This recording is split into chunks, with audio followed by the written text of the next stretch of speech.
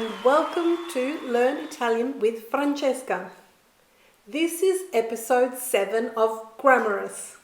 Today you're going to learn how to form and use Italian adjectives. Adjectives are describing words and we use them with nouns, like colours for example. An adjective will take on the gender and number, singular or plural, of the noun it is describing. If the noun we are using in conjunction with the adjective is masculine and singular, then the adjective must reflect this and also be masculine and singular. If instead it's masculine and plural, it has to be the same too. If it's feminine and singular, the adjective must also be feminine and singular. And if instead the noun is feminine and plural, that's right, the adjective must also be feminine and plural. So most adjectives will have 4 endings. O for masculine singular, A for feminine singular, I for plural masculine, and E for plural feminine. If the noun you are using includes both males and females, then the adjective you use will be plural masculine. There are some adjectives that in the singular don't end in O or A, but rather they end in E. They're the E ending singular adjective. When using these adjectives, the E ending singular adjectives, they will continue to be E ending in the singular. However, they will change to I when using them in the plural. And this is the case no matter whether the noun is plural feminine or plural masculine. Let's look at this table. An adjective will end in O if it's masculine and singular. For example, contento, happy. Then if we want to use that same adjective in the feminine singular version, it would be contenta. Plural masculine ending in I would be contenti. And feminine plural would be contente. So we have the 4 endings O, A, I and E. In the bottom row, we see adjectives that are either masculine or feminine in the singular ending in E, for example, intelligente, and in the plural, no matter whether they're used as masculine or feminine, it will end in an I, therefore, intelligenti. Where do we place an adjective in a sentence? Where do Italian adjectives go? When used together with nouns, most adjectives will follow the noun. So if we're describing something, we place the adjective after what we're talking about. For example, red wine in Italian is literally wine red. Vino rosso. Vino being the noun, wine, and rosso being the adjective red. So red wine in Italian would be wine red. Maybe think of Yoda when using Italian adjectives. If you're using adjectives on their own, not in conjunction with a noun, you still agree it in number and in gender with what it is referring to, even if the noun is not present immediately in that part of the sentence. For example, they, the girls, are happy. That would be loro sono contente. Here, contente agrees with what it is referring to, which in this case is the girls, feminine plural. Let's look at another example. Which boots do you prefer? Quali stivali preferisci? The Italian ones. Quelli italiani. Here, the adjective italiani agrees with what it was referring to. In this case, the stivali, the boots, masculine and plural. As we have said, the adjective needs to agree with the noun. They need to match up. If the noun is masculine and singular, then the adjective must reflect that. Vino is masculine and singular, a typical O ending noun. The adjective, the colour red, rosso, will also match this. Vino rosso. If we are referring to a plural variety of wines, vini, and we wanted to say red wines, it would be vini rossi. A yellow and white flag, for example, would be una bandiera gialla e bianca. The word bandiera, flag, is singular and feminine. Because we are only talking about one flag, both colours will be in the singular and agree with flag being feminine.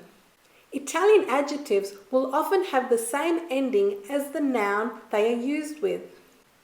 This contributes to the beautiful language of Italian being so rhythmical and sounding poetic. I vini rossi italiani sono deliziosi. I vini rossi italiani sono deliziosi.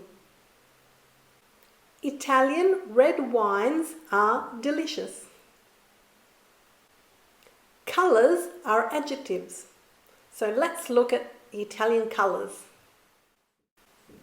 In this table, you will see in the first column the English, then we will have the Italian versions of that colour.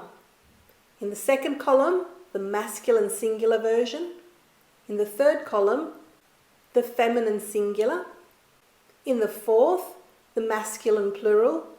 And in the last column, the feminine plural. Red, rosso, rossa, rossi, rosse. Yellow, giallo, gialla, gialli, gialle. Black, nero, nera, neri, nere. White, bianco, bianca, bianchi, bianche. Notice with this colour in the plural we inserted an H. This is because we want to maintain the same hard k sound that we have in the singular versions, bianco, bianca, so that the other two, the plural versions, don't read bianchi and biance, which are incorrect. We need that H. Bianchi, bianche. Grey, grigio, grigia, grigi, grigie. Notice with grigi, masculine plural, we only need one I in the ending. The colour orange. Arancione, arancione, arancioni, arancioni. Orange, arancione, is an E ending singular adjective, and that's why in the singular for both masculine and feminine it is arancione, E ending, and in the plural for both masculine and feminine plurals it is arancioni with an I ending. Green, verde, verde, verdi, verdi. Again, it's an E ending singular adjective. The colour brown, when referring to most things. Marrone, marrone, marroni, marroni. Another E ending singular adjective, which then in the plural, the E turns into an I. We look at the colour brown again, but this time when referring to hair or eye colour usually. Castano, castana, castani, castane.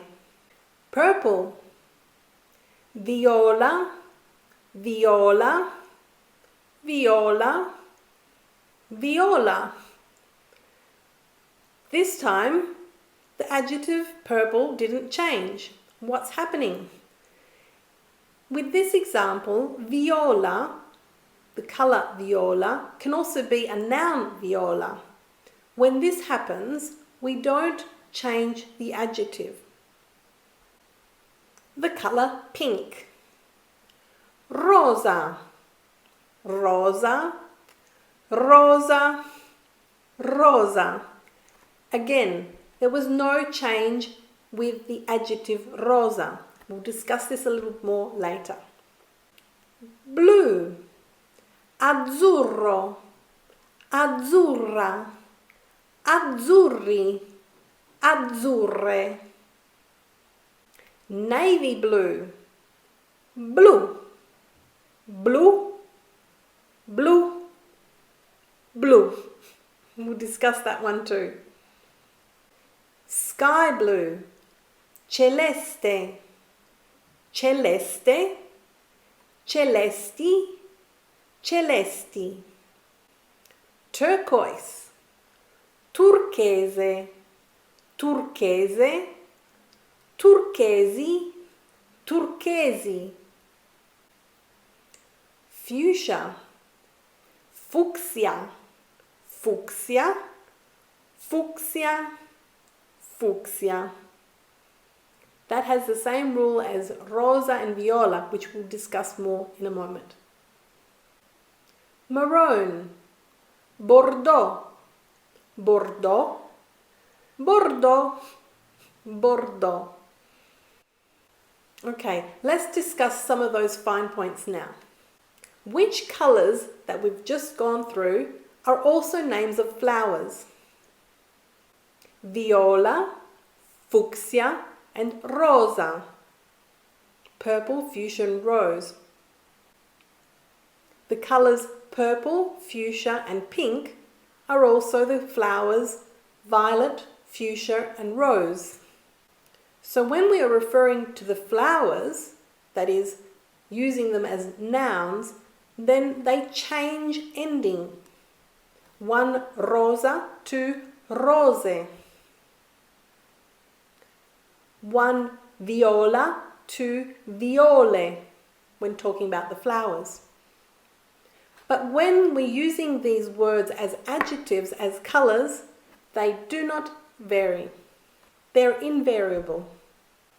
With the two colours blue and bordeaux, because they're imported words, they're foreign words, they don't change, and we don't change the ending. We've said that most adjectives in Italian will follow the noun. There are a group of adjectives, however, that precede the noun. They go before the noun. With some of these adjectives, the meaning can change depending on whether you place these adjectives before or after the noun. Let's look at this table and this list of adjectives. Notice that often there are a lot of couples of opposite words. Bello, meaning beautiful or handsome. Brutto, meaning ugly. Buono, meaning good or delicious. Bravo, meaning good or talented. Cattivo, meaning bad, naughty or mean. Grande, meaning big or large or great. Piccolo, meaning small.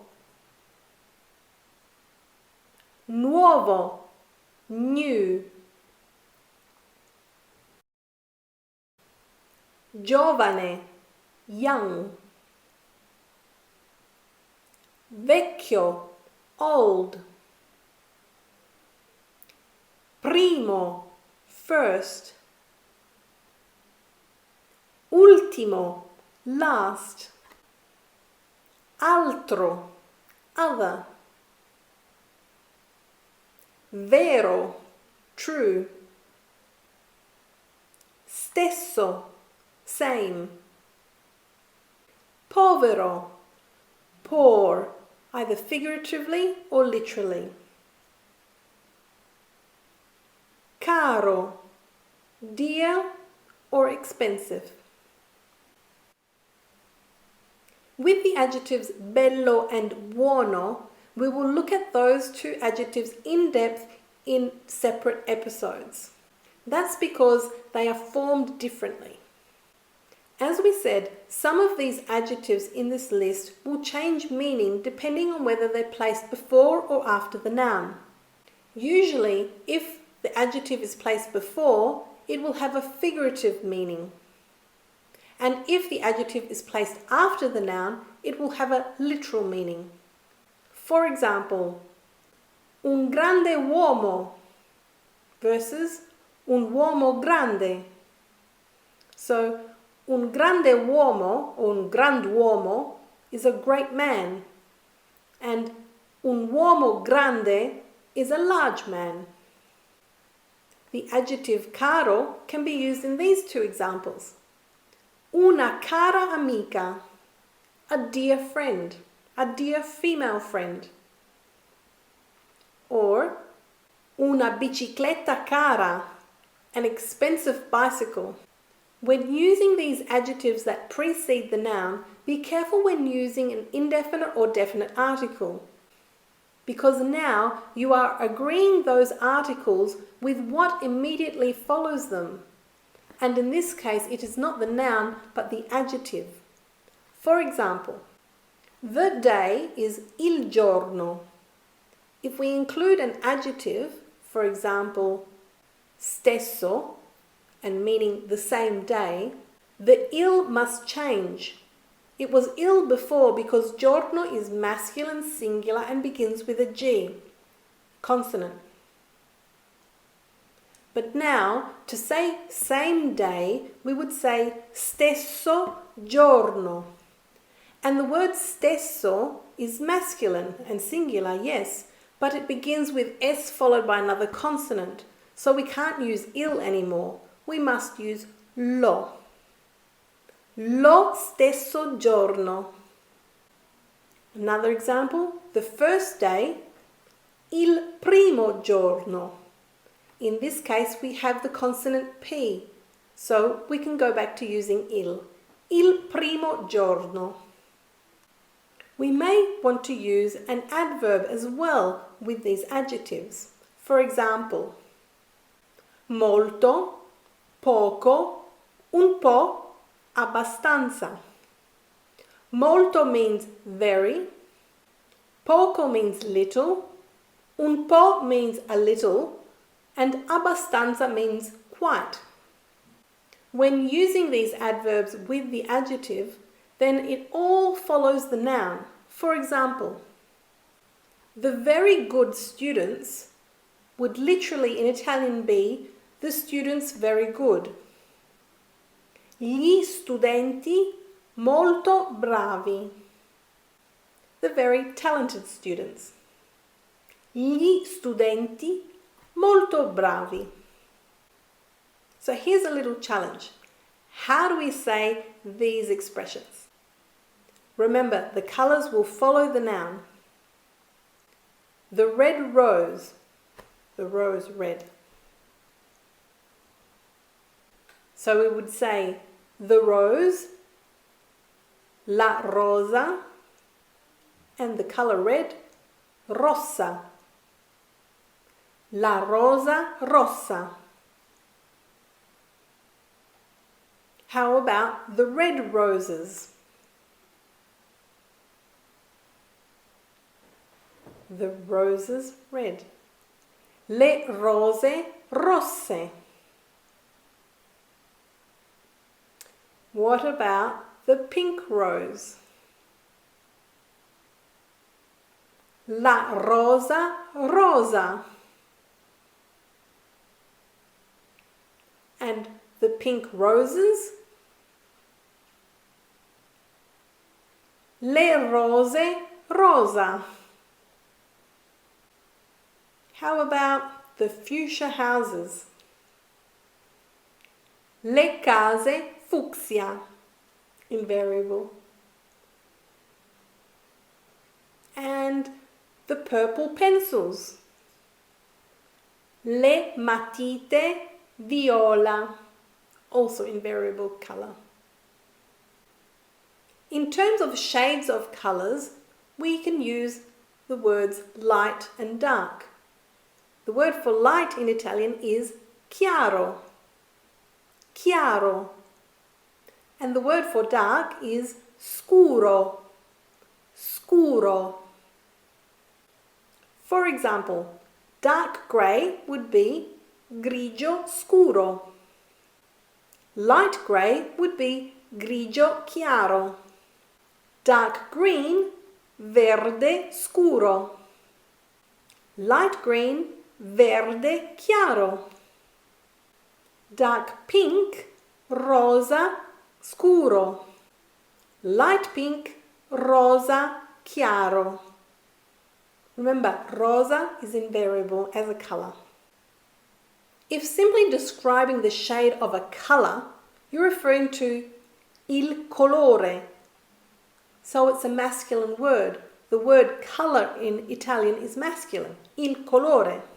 And that's why in the examples we've just used, chiaro and scuro were in the singular masculine form. Have you ever wondered why the famous iconic pizza, the pizza margherita, has that name?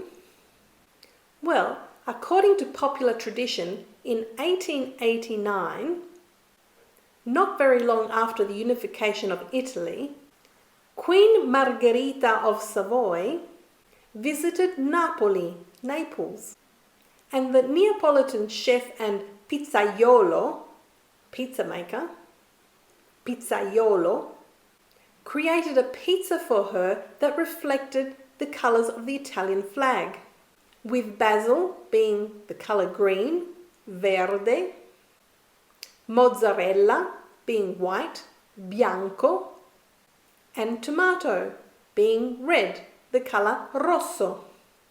The Italian flag is green, white and red. La bandiera italiana è verde, bianca e rossa. And from there, that pizza was named after her. Pizza margherita. Buona. Here's another colour curiosity. Italian sports teams and athletes will often wear the colour blue, a medium blue. Azzurro, azzurro. An Italian team or Italian athletes are therefore often referred to as gli azzurri, the blues. You may hear in the stadiums the expression, Forza Azzurri, go the Blues. Thank you so much for watching this episode of Grammarus. I hope you enjoyed learning the colours and the use of adjectives. If so, please click like and subscribe to our channel. And if you'd like to be informed of new episodes, click the bell too. Grazie and see you soon. A presto. Ciao ciao ciao.